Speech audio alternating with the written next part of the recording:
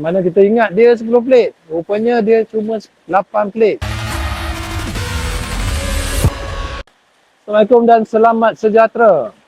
So, korang yang ada pakai kereta dual class transmission. Tapi korang tahu tak sebenarnya dalam gearbox korang tu macam mana? Hari ni aku tunjuk. Ini rupa dia. Ni kita panggil mechatronic ataupun ada orang panggil valve body. Ini clutch plate lah.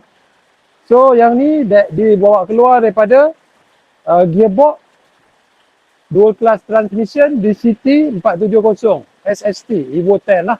Dan Rally Art, dia share benda yang sama. Yang mana kalau ada problem solenoid, kita boleh juga nak tukar solenoid saja ataupun kita try cuci. Tapi membazir masa sajalah kalau cuci. Lebih baik kita tukar terus. So overhaul kit ada jual lah sebenarnya untuk mecha ni sekarang. Kemudian mecha ni kalau dah short terus, ada yang boleh recover, ada yang boleh repair, ada yang tak boleh repair. Ini contoh dia clutch plate untuk Evo 10 SST dual class transmission ataupun Rally Art. So kita kira kat sini ada 8 plate. So original dia 8 plate clutch. So bila dah upgrade, ada yang boleh pergi 8 plate juga tapi yang lebih tahan, ataupun pergi 10 plate, ataupun boleh pasang 12 plate clutch ataupun 14 plate. 10 plate boleh tahan dalam 650 Newton, 12 plate dalam 750 Newton dan 14 plate boleh tahan dalam 950 Newton torque. So kenapa customer tukar? Antara problem kalau dah start slip, kita boleh tukar lah. Clutch dah burn ke apa kan. So yang menariknya baru-baru ni, kita ada tune masuk drag di Terengganu dan Songkla dengan sebiji kereta Evo 10 yang mana kita ingat dia 10 plate. Rupanya dia cuma 8 plate. Sebab owner pun tak tahu kelas tu dah tukar ke belum kan, 10 plate ke 8 plate. So dia cakap kat kita 10 plate. Jadi bila kita tune, kita dah rasa pelik dah. Kenapa ni ada slip kan? Kita boleh adjust. Memang kita boleh adjust lagi.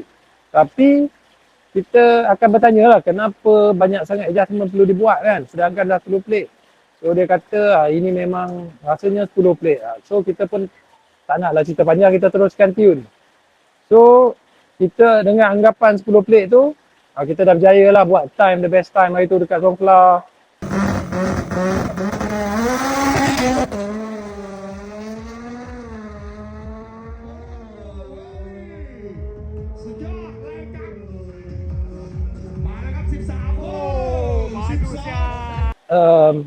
Dekat Terengganu, masa Terengganu kita belum lagi fully, barang masih tak cukup lah. Turbo masih stock position, net sensor pun masih lagi ada limit, sampai 2.2 bar saja. So kita ada restriction lah masa dekat Terengganu, tapi kita dah agak okey lah buat time dengan spek kereta yang tak berapa power kan, spek turbo yang tak berapa power. Dan last kali, baru-baru ni baru kita tahu, rupanya kereta yang kita tune tu, kita ingat 10 plate, rupanya 8 plate. Maknanya kalau kita race hari tu guna 10 plate, kemungkinan AFN akan dapat time yang lebih baik lah. Kan? Rupanya bila dia orang buka, dia orang tengok-tengok 8 plate saja.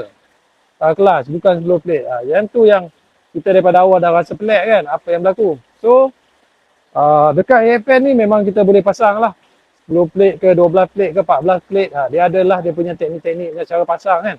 Macam kita dah biasa pasang kereta yang baru-baru ni 600 horse, dia boleh tahan tinggi lagi horsepower walaupun SST, itu kita yang pasang.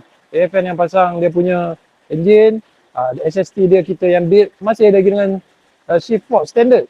Kita tak tukar lagi shift fork pasal tak ada masalah. So korang yang nak upgrade SST korang, nak pergi 10 plate, 12 plate atau 14 plate, boleh roger kami dekat AFN Performance. Dan kami boleh tune SST dan boleh tune engine untuk Evo 10 Rally Art. Korang nak berapa horsepower, 1000 horsepower pun kami boleh bagi. Tak ada masalah. Apa-apa roger AFN Performance. Terima kasih guys. Assalamualaikum.